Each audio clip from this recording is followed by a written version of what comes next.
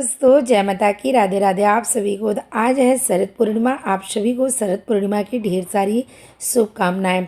तो मैं शाम को किस तरीके से पूजा करती हूँ, क्या क्या करती हूँ, सब कुछ आज मैं आप सबको शेयर करूँगी। बिल्कुल सरल तरीके से मैं करती हूँ। अगर आपको सही लगेगा तो इसी तरीके से आप भी कर सकते हैं। तो यहाँ पे मैं ना लक्ष्मी जी को अभिषेक कर रही हूँ। ये अभिषेक जो मैं कर रही हूँ ना, चंदन पाउडर, थोड़ी सी इत्र और कुमकुम डाल के इससे मैं कर रही हूँ। बिल्कुल नॉर्मल से और बिल्कुल हल्के हाथों से मैं कर रही हूँ। उसके बाद 1 चम्मच हल्दी भी मैं इनको अभिषेक में डाल के फिर इनको शुद्ध जल से स्नान करा दूँगी।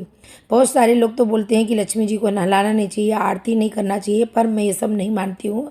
जैसे बाकी भगवान जी नहाते हैं वैसे ये भी नहाती हैं। हाँ, एक है कि उनका विशेष दिन को कुछ ऐसी चीज़ें ना डालें कि जो उनको मतलब जलन वगैरह हो ऐसा बॉडी पे, इस तरीके से। और जैसे कि दिवाली रहता है तो मैं 1 दिन पहले नहला देती हूँ इस तरीके से।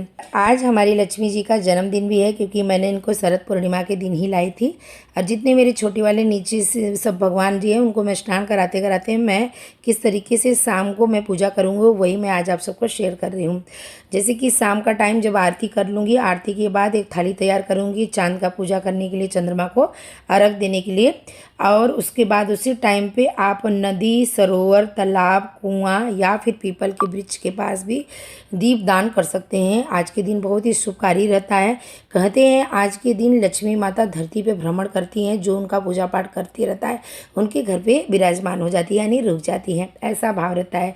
और आज के दिन चंद्रमा 16 कलाओं से निपुण रहते हैं, जिससे कि चंद्रमा का किरण जब खीर में पड़ता है ना, तो वो खीर ना औषधि के समान हो जाता है। और जो बच्चे पढ़ने में कमज़ोर रहते हैं या फिर कोई रोगी रहता है, उन लोग के लिए बहुत ही फायदेमंद होता है। और उसके बाद जब मैं शाम की आरती करने लगूंगी, उसी टाइम पे चाहे तो आप विष्णु सहस्त्र का पाठ कर सकते हैं, श्री सुक्त का पाठ कर सकते हैं। लक्ष्मी जी के अनेकों यानी हजारों नाम रहता है, जो भी आपको जितना आए उतना भी जाप कर सकते हैं। और आप चाहें तो कनक धारा स्त्रोत भी पढ़ सकते हैं। कनक धारा स्त्रोत का मेरा खुद का एक्सपीरियंस है। अगर आप 21 दिन का पाठ करते हैं ना, तो आपको ज़रूर सोने की प्राप्ति होती है। ये मेरा खुद का एक्सपीरियंस है। प्राप्ति का मतलब ऐसे गिरा हुआ नहीं मिलता है, जैसे कि आपके हस्बैंड हो गए या सास ससुर, किसी में से कोई ना कोई आपको गिफ्ट देता है, ऐसा। ये मैंने इसके लिए शेयर कर दी हूँ आप सबको।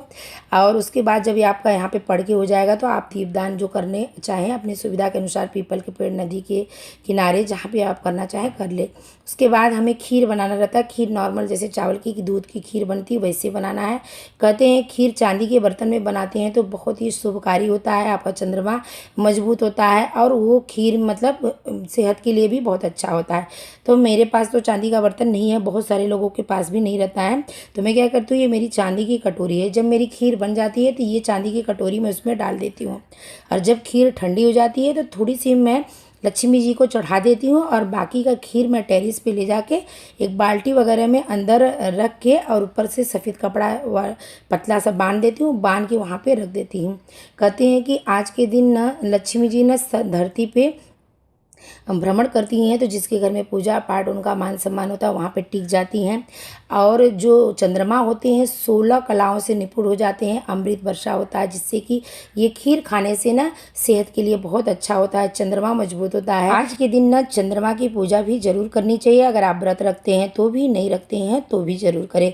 जब शाम की आप पूजा स्टार्ट करें तो पहले नहा ले, फिर पूजा सब जगह करें। जब चाँद आपको निकल जाए तो आप चाहें तो मतलब अगर आपके पास हल्दी, कुमकुम, जल ले लीजिए, अगर कच्चा दूध है तो भी डाल के चंद्रमा को अर्घ दे दें, थोड़ी सी अच्छे चढ़ा ले और दीपक से आरती कर ले। बस सिंपल तरीके से इसी तरीके से पूजा कर ले, इससे बहुत अच्छा भी होता है। और अगर आपके कुंडली में चंद्रमा कमजोर है तो भी अच्छा होता है। इसी तरीके से मैं मनाती हूँ, मैंने आप सबको यही शेयर की हूँ। सबसे बातें करते करते हमारी माता रानी का यहाँ पे स्नान हो गया है, और हल्की सी हाथ में इत्र लगा के मैंने मालिश कर दी हूँ। और ये जो मैंने स्नान करा के श्रृंगार कर रही हूँ, सुबह का नहीं कर रही हूँ। एक बार सुबह का जब मैं पूजा कर ली थी, उसके बाद मैं 1:30 बजे के लगभग काम निपटा के फिर मैं इनको स्नान कराई हूँ अच्छे से, क्योंकि इनको स्नान कराने में टाइम जाता है। मैंने क्या की थी, दही ले ली थी, उसमें एक नींबू का रस निकाल के अच्छे से इनको लेप के जैसे लगा दी थी, 5 मिनट के लिए छोड़ दी थी, फिर अच्छे से इनको नहला दी। नहलाने के बाद हल्का सा इत्र का मालिश करके फिर मैं इनका श्रृंगार कर रही हूँ। आज शरद पूर्णिमा है तो मैंने सोची इनका कर देती हूँ श्रृंगार, क्योंकि 2 दिन से मैं आज करूँगी कल करूँगी रह रही थी। नवरात्रि का स्नान करा के बैठा दी थी, और जो नवरात्रि का ये कपड़ा पहनी थी ना, इसको मैंने पहले धुल के डाल दी थी, सूख गया तो यही वाला ड्रेस इनको पहना रही हूँ क्योंकि राधा कृष्णा से अलग हो जाएंगे। और आज शरद पूर्णिमा था तो लड्डू गोपाल को मैंने व्हाइट कलर का ड्रेस पहनाई, आप तो देखे होंगे। उस टाइम पे मैं आपको बताई नहीं, लेकिन जब मैं तैयार कर रही थी तो आपने देखे ही होंगे। तो देखिए इस तरीके से बहुत ही सिंपल सादे तरीके से मैंने इनको तैयार की हूँ। जो जो ज्वेलरी पहनी थी वही मैंने पहनाई हूँ, बस गीले कपड़े से पोंछ देती हूँ जब मैं रिपीट पहनाती हूँ। और ये वाला दुपट्टा आज लगाऊंगी, इनके जो मतलब ड्रेस के साथ था वो नहीं लगाऊंगी, बस पीछे की तरफ दुपट्टा इनको रख दूंगी, इनकी जो चंद्रिका है उसकी तरफ अटका के। तो देखिए हमारी माता रानी बिल्कुल सिंपल में भी बहुत सुंदर लग रही हैं।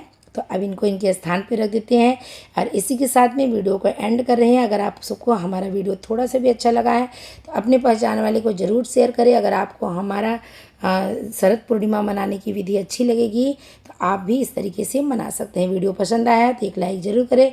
जय माता की, राधे राधे आप सभी।